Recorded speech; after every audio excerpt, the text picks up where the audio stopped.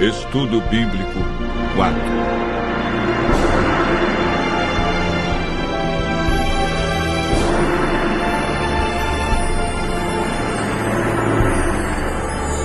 Plano da salvação.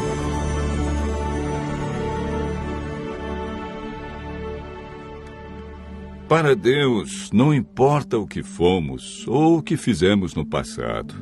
Ele nos ama com amor eterno. Prontificou-se a vir ao mundo e passar pela agonia da cruz a fim de resgatar a humanidade perdida. Entretanto, há muitos que se perguntam: como posso ser bom diante de Deus? Como posso apagar meu passado? Como posso ser apresentado sem culpa diante dele? Como posso ser salvo? O caminho para a vida eterna é muito fácil de ser achado e compreendido, mas poucos sabem como ir a Cristo e experimentar perdão, alegria, paz de espírito e esperança. O estudo de hoje mostra a resposta bíblica para uma vida cristã vitoriosa.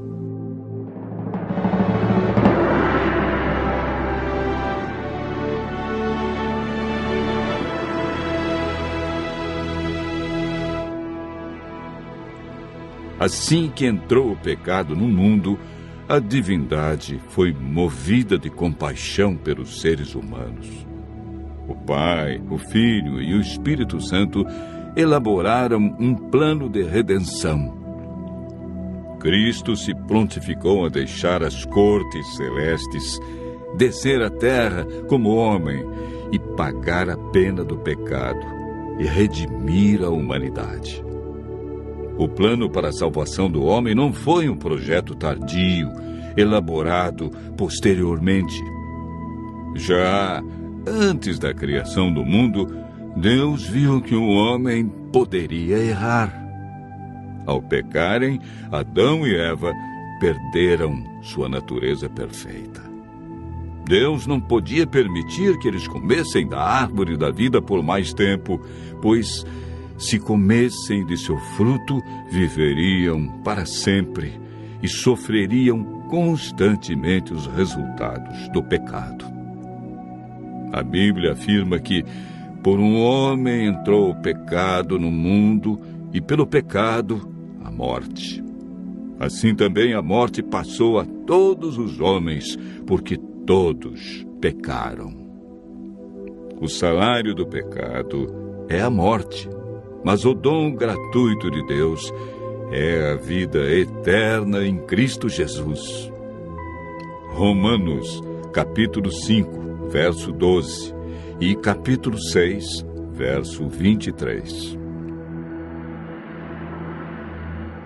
Após a entrada do pecado, Adão e Eva ouviram a voz do Senhor Deus que andava no jardim pela viração do dia. Esconderam-se da presença dele, o homem e sua mulher, por entre as árvores do jardim. O pecado fez separação entre Deus e o homem.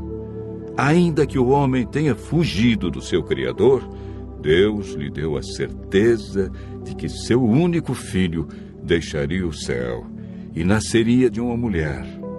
Não faria uso da sua divindade e, através de sua morte na cruz, acabaria com o domínio de Satanás neste mundo. Desde a entrada do pecado, o ser humano foi destituído da glória de Deus e perdeu sua natureza perfeita. Lemos em Gênesis, capítulo 6, verso 5. Deus viu que a maldade do homem estava se multiplicando na terra e que a vontade do seu coração era continuamente má. O salmista Davi declara: porque eu nasci em pecado, e em pecado me concebeu minha mãe. O profeta Jeremias descreve o estado do coração do homem após o pecado. Ele diz: enganoso é o coração mais do que todas as coisas, e desesperadamente corrupto. quem o conhecerá? Jesus afirmou que é do coração do homem que procedem os maus desígnios, adultérios, prostituição, furtos, falsos testemunhos e blasfêmia.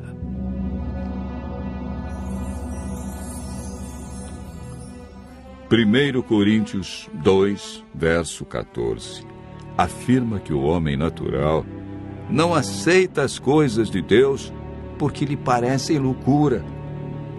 O apóstolo Paulo relata a grande luta que existia em seu coração.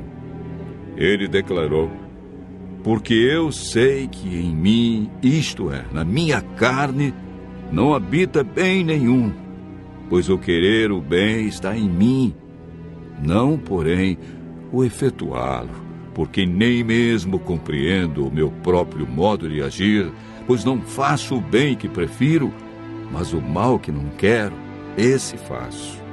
Mas se eu faço o que eu não quero, já não sou eu quem o faz, e sim o pecado que habita em mim. Romanos, capítulo 7, versos 18 a 15, 17 a 20. Jesus é o Cordeiro de Deus que foi morto desde a fundação do mundo. O profeta Isaías declara: ele foi humilhado, mas não abriu a sua boca. Como cordeiro foi levado ao matadouro, e como ovelha muda perante os seus tosqueadores, ele não abriu a sua boca.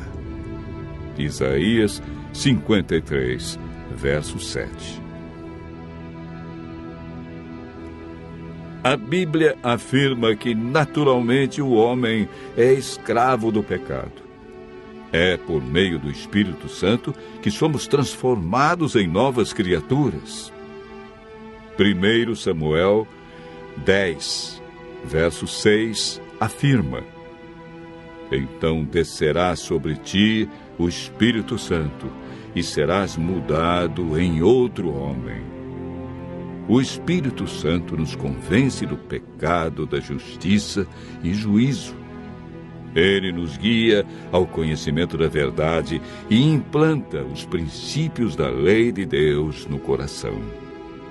A salvação está hoje ao alcance de todos nós, porque pela graça sois salvos, mediante a fé. E isso não vem de vós, é dom de Deus. Hebreus, capítulo 5, verso 9, afirma: e tendo sido aperfeiçoado, tornou-se o autor da salvação eterna para todos os que lhe obedecem. A obediência é fruto da salvação em Cristo Jesus. Continue ouvindo a voz de Deus e aceite a salvação através do grande sacrifício de Jesus Cristo, realizado na cruz para ter a vida eterna.